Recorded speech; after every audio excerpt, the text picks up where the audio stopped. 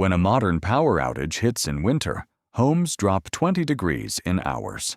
Medieval cabins maintained livable temperatures for days without any fire at all. The difference comes down to one fundamental design choice modern construction ignores. February 2021. Texas.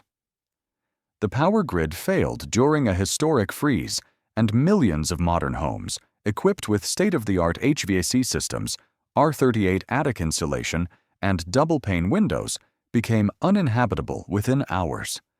People huddled in cars running in garages. Families checked into hotels states away. The cold invaded these houses as if the walls were paper. Now picture a different winter. Rural Russia, 1750. Outside temperature, 30 degrees. Inside a peasant's log cabin, children sleep comfortably on top of the household stove. The fire burned out 6 hours ago, but the structure still radiates gentle warmth. The family won't need to add more wood until morning. This isn't a fairy tale. It's documented historical reality preserved in thousands of surviving examples across Northern and Eastern Europe. What did medieval people understand about heat that we've forgotten? How could structures built with hand tools, no modern insulation, and no understanding of thermodynamics outperform homes wrapped in fiberglass and foam? The answer reveals a fundamental shift in building philosophy, from thermal mass to thermal barrier, from radiant heat to forced air, from patient design to quick construction. This isn't nostalgia, it's physics, and understanding why medieval cabins stayed warm while modern homes freeze exposes critical flaws in contemporary construction that leave us vulnerable every time the power fails. Modern home heating operates on a simple principle: generate heat constantly and trap it inside with insulation. Your furnace cycles on every hour. Your walls resist heat escape through layers of fiberglass or foam. You're creating a thin, warm bubble in a cold environment, maintained through continuous energy input. Medieval heating worked completely differently. Instead of trapping heat, they stored it. Instead of constant fuel burning, they fired intensely for short periods. Instead of thin insulating barriers, they built massive heat batteries that absorbed tremendous energy and released it slowly over 12, 18, even 24 hours. The technology that made this possible was the Masonry heater, known variously as Russian stoves, Finnish stoves, German Kachelofen, or Swedish kakelon. These weren't fireplaces in any modern sense. They were sophisticated heat storage systems that weighed 1 to 4 tons, contained intricate internal channels for smoke circulation, and could heat entire homes from a single daily firing. Here's how they worked. You loaded the large firebox with 40-80 pounds of wood. You lit it and let it burn hot and fast, 1,500 to 2,000 degrees. The fire consumed all the fuel in 1 to 3 hours. During this intense burn, hot gases traveled through maze-like channels built into the brick mass before exiting through the chimney. These channels might snake 15-30 feet through the structure, transferring heat to thousands of pounds of masonry. The result? By the time exhaust gases reached the chimney, they cooled to 170, 300 degrees, meaning almost all combustion heat had transferred to the masonry mass rather than escaping up the flue. Compare this to modern fireplaces that send gases up the chimney at 400, 600 degrees, wasting most of their heat potential. This approach achieved heating efficiencies of 85 to 95%, far exceeding traditional fireplaces and rivaling modern heating systems. More importantly, the heated masonry became a radiator that continued releasing warmth for 12 to 24 hours after the fire died. 1. Why thermal mass works better than constant burning. The genius of thermal mass heating isn't immediately obvious to modern minds. We're accustomed to thermostats that kick on whenever temperature drops. The idea of heating something once per day feels primitive, but the physics reveal why this method actually works better in certain conditions. Radiant heat differs fundamentally from convective heat. Your forced air furnace heats air, which rises and circulates. The air warms your skin through convection. This feels comfortable, but has limitations. Heated air naturally rises to the ceiling, creating temperature stratification where your head is warm but feet are cold. Air circulation creates drafts. The moment the furnace stops, warm air begins losing temperature to cold walls, floors, and ceilings. Radiant heat works differently. The thermal mass of masonry heaters captured heat and slowly released it afterwards, warming objects and people directly through infrared radiation. When you stand near a brick masonry heater, you feel warmth on your skin even if the air temperature is moderate. The masonry radiates infrared energy that heats solid objects, including your body, without requiring air as a medium. This creates several advantages. Temperature stability. Once the masonry reaches optimal temperature, usually 120–180 degrees on the surface, it maintains relatively constant heat output for hours. Modern forced air systems create temperature swings of 3 to 5 degrees as the furnace cycles. Masonry heaters maintain steadier temperatures within 1 to 6 degrees. Even heat distribution. Because the masonry structure itself becomes the radiator, heat distributes more evenly throughout the space. There's less ceiling-to-floor temperature difference. Some Russian stoves were built with sleeping platforms on top specifically because the warmest spot was the stove surface itself, solving the cold feet, warm head problem entirely. Continued heating. During outages, this is where medieval design shows its true advantage. A masonry heater fired in the morning provides background heat for 18 to 24 hours. If you couldn't add more wood, maybe a blizzard prevented you from reaching your woodpile, the residual heat kept the space livable much longer than any modern system could. Without power. Fuel efficiency. The extremely hot, short-duration burns achieved nearly complete combustion. When fired properly, you saw no visible smoke from the chimney except during the first 7 minutes. Modern wood stoves burning at lower temperatures, 400–600 degrees, produce incomplete combustion, creating smoke, creosote buildup, and wasted energy. 2. The insulation secret. Thickness, air gaps, and natural materials. But masonry heaters alone don't explain medieval cold weather comfort. The building envelope itself incorporated insulation principles that modern construction has both adopted and, paradoxically, sometimes forgotten. Medieval builders in cold climates didn't have fiberglass or foam, but they understood that trapped air provides insulation. Their solutions varied by region. Thick sod roofs. In Scandinavia, roofs were covered with layers of sod consisting of grass and soil, which provided excellent insulation and waterproofing. These weren't thin green roofs. They were 8 to 12 inches of densely packed earth and vegetation. Since the bulk of vegetation in thatched roofs stays dry and is densely packed while trapping air, it functions as effective insulation. The R value of 12 inches of dry sod approximates R12 to R15, not spectacular by modern standards, but combined with the thermal mass of the structure below, highly effective. The weight also provided structural benefits, and the living vegetation regulated moisture naturally. Log construction with strategic chinking. Where timber was abundant, log cabins dominated. Cracks between logs were filled with clay mixed with moss or hay to keep cold winds and small animals out. This wasn't just gap filling. Properly done chinking created continuous insulation between thermal bridges, the logs themselves. The key was moisture management. Clay-based chinking remained flexible enough to accommodate log movement as wood expanded and contracted with humidity changes.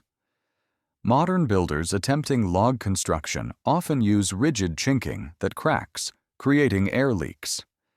Medieval builders knew their materials had to move with the structure. Wattle and daub wall systems.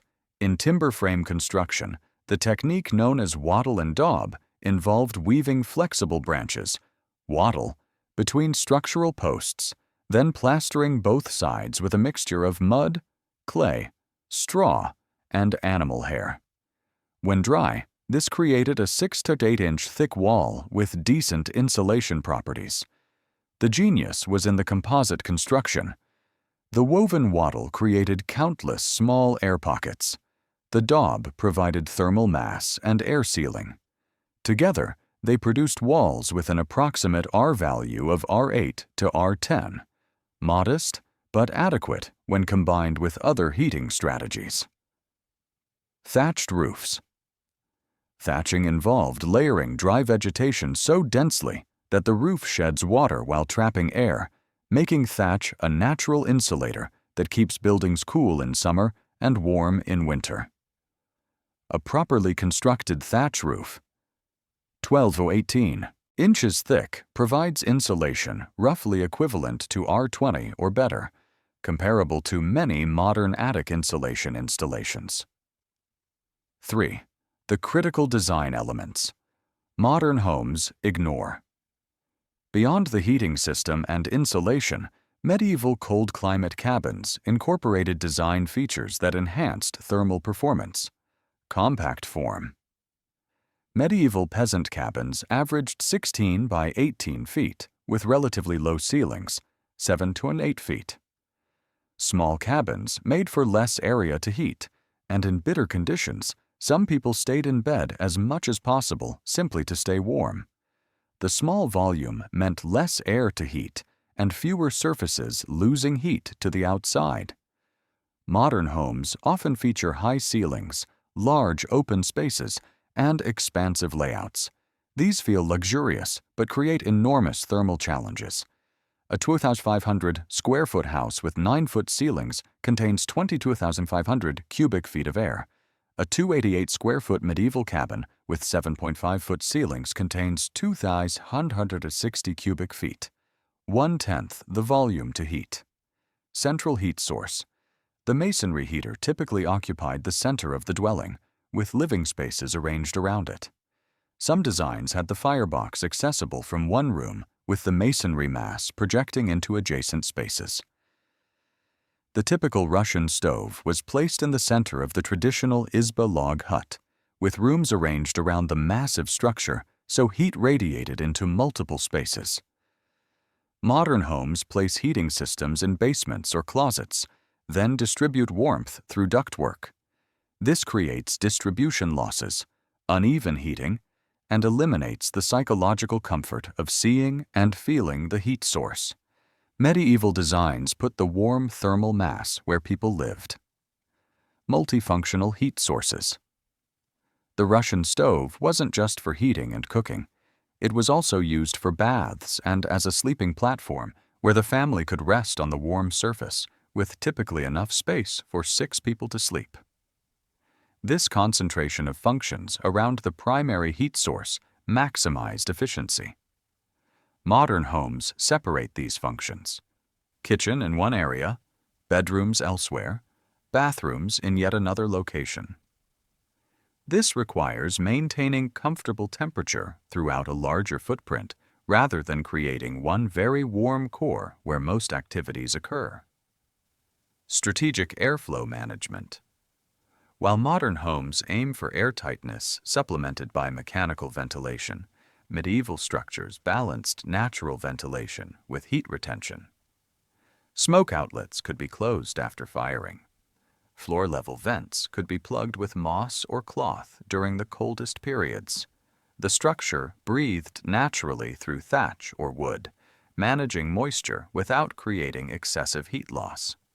4. Where modern construction fails in cold weather. Understanding medieval heating success highlights specific modern construction failures. Over-reliance on continuous energy input. Modern homes are designed around the assumption that power will always be available. Furnaces, heat pumps, and electricas. Heating all require electricity. Studies show that when outside temperatures drop to 8 degrees, fiberglass insulation rated at R19 performed at only R9.2 due to convective currents forming inside the insulation material. Your insulation actually works worse when you need it most. Medieval structures assumed intermittent heating. The thermal mass strategy meant that even if you couldn't fire the stove for 24-36 hours due to extreme weather, the residual heat kept the space above freezing. Modern homes with no power in winter become dangerously cold within hours because they have no thermal mass, only thin insulating barriers that slow, but don't stop, heat loss. Thermal bridging. Modern wood frame construction creates countless thermal bridges, studs, joists, headers, that conduct heat directly from inside to outside. Lumber used for framing is a very poor insulator and forms a bridge where heat can pass through by conduction, a process known as thermal bridging. Even with cavity insulation, these bridges significantly reduce overall wall performance. Medieval log construction had thermal bridging through the logs themselves, but the massive thickness, 8 to 12-inch diameter logs, and the continuous nature meant heat took much longer to conduct through. Timber frame with wattle and daub reduced thermal bridging by limiting framing members to essential structural elements. Volume to surface area ratio. Modern home designs often maximize interior volume while minimizing exterior wall area. It's expensive to build walls. But this creates homes with large internal volumes that lose heat rapidly through the envelope. The medieval preference for smaller, lower ceiling spaces maintained better volume-to-surface ratios, reducing heat loss. Single-point HVAC failure. Modern homes centralize heating in one mechanical system. When it fails, the entire house goes cold. Medieval design distributed heat through the building mass itself. If you had multiple rooms, you might have multiple stoves. The thermal mass of walls, floors, and ceilings all acted as heat storage, creating redundancy. 5. The physics of why masonry heaters win. Let's get specific about the physics that make thermal mass heating superior in certain scenarios. Heat capacity. A modern furnace heats air. Specific heat capacity, 1 JG/dgK. A ton of brick has specific heat capacity around 840 J/kg/dgK.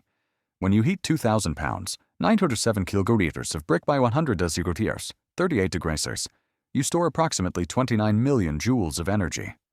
As this slowly radiates away over 24 hours, it provides continuous heating equivalent to a 335-watt heater running constantly.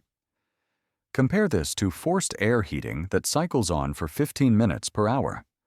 The furnace might output 80,000 BTU/hour while running, but averaged over the full hour, actual heat delivery is only 20,000 BTU/hour, assuming 75% off time. A masonry heater delivers steadier, more constant heat despite burning fuel for only 2 to 3 hours total. Combustion efficiency. Masonry stoves achieve combustion efficiency over 90% because they burn at extremely high temperatures where nearly complete combustion occurs. Modern wood stoves operating at 400–600 degrees achieve 60 to 75% efficiency at best. Much of the wood's energy escapes as unburned volatiles, visible as smoke. Radiant versus convective heat. Transfer. Radiant heat transfers energy at the speed of light via infrared electromagnetic radiation. Convective heat requires physical movement of air molecules.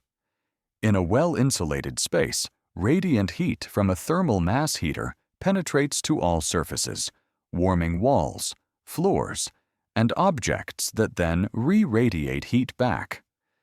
This creates a more stable thermal environment than convective systems that constantly fight against cold surfaces, pulling heat from warm air. 6. Practical applications. What we can learn today.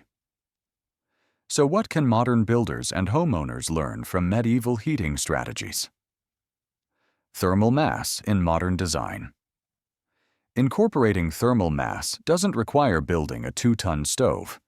Concrete floors, brick interior walls, or tile surfaces provide thermal mass that stabilizes temperature.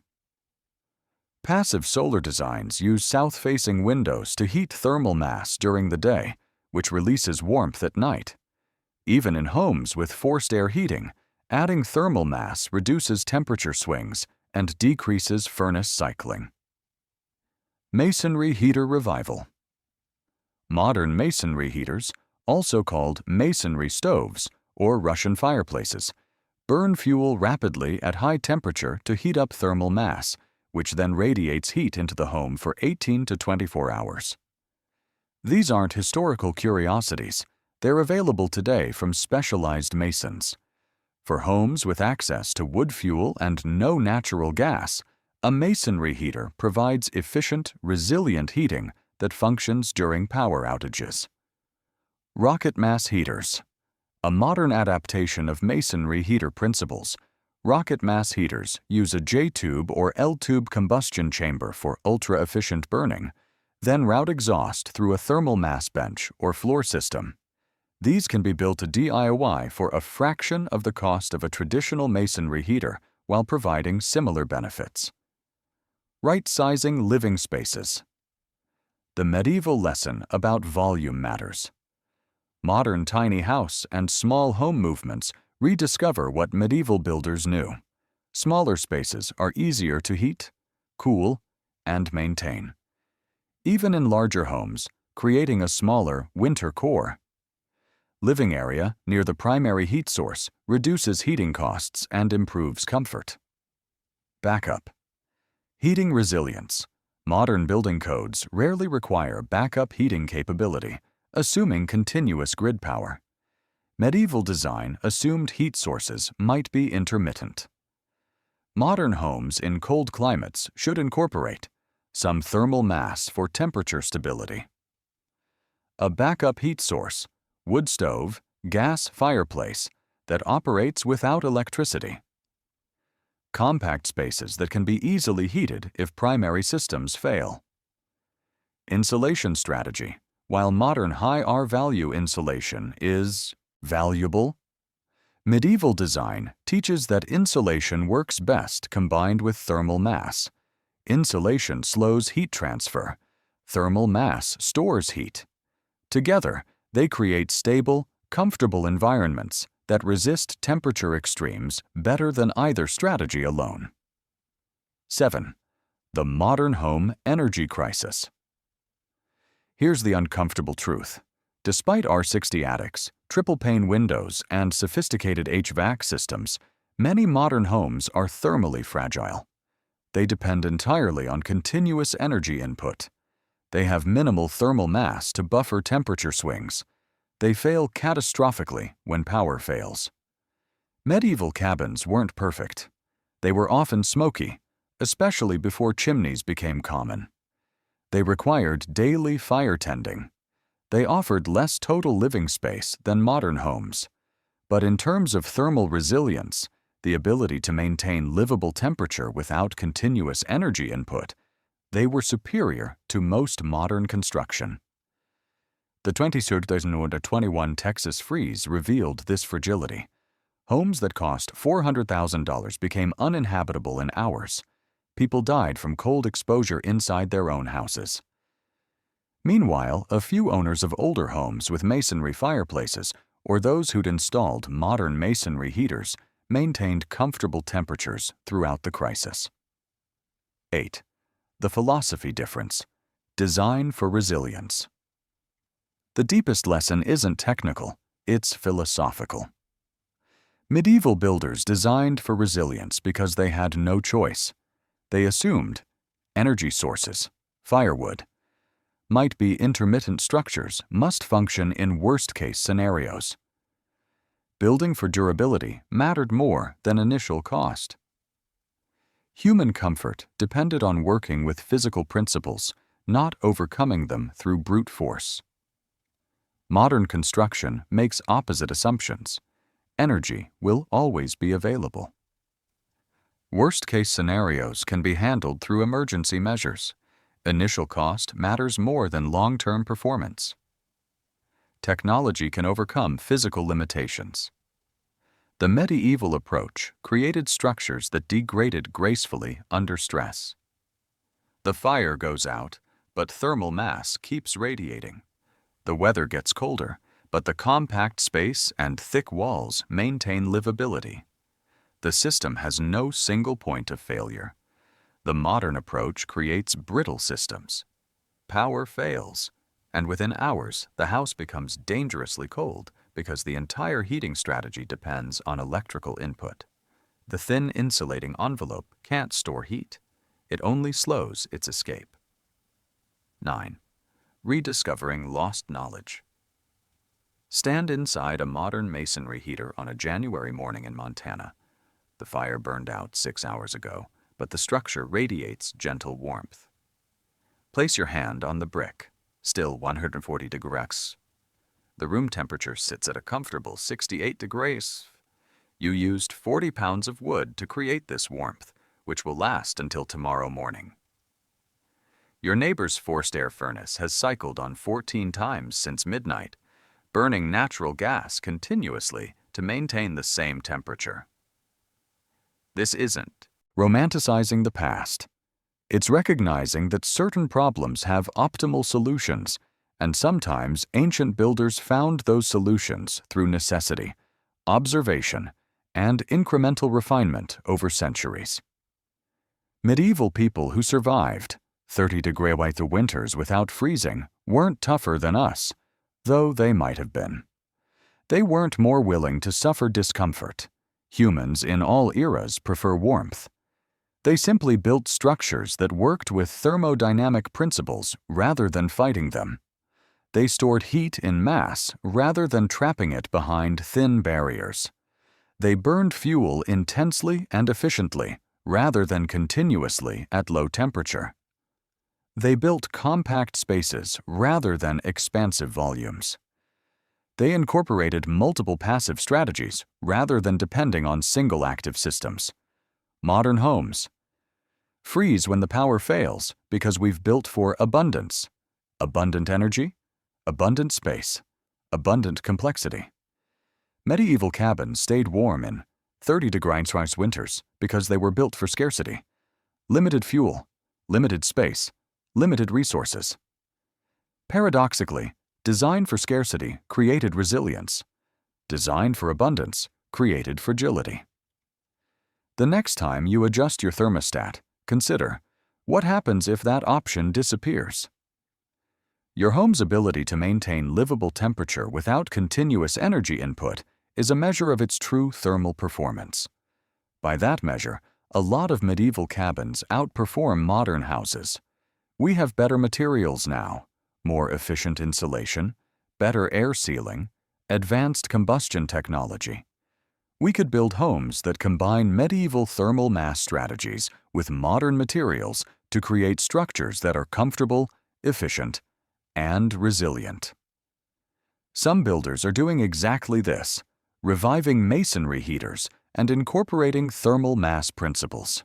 But most construction continues down the path of dependence, on grid power, on natural gas, on complex systems that fail catastrophically rather than degrading gradually. We've gained comfort and convenience. We've lost resilience and thermal independence. Medieval builders had to get it right because they had no backup plan. Maybe it's time we learned from their necessity-driven wisdom before the next winter storm tests our fragile thermal bubbles. The knowledge isn't lost. It's preserved in thousands of surviving structures across Northern Europe and Asia. The principles aren't complicated, just physics applied thoughtfully. The question is whether we'll rediscover this wisdom before the next power failure turns our modern homes into expensive, uninhabitable boxes. A Russian peasant from 1650 could walk into your home during a winter power outage and, after watching you shiver for a few hours, probably explain exactly what your house is missing. And he'd be right.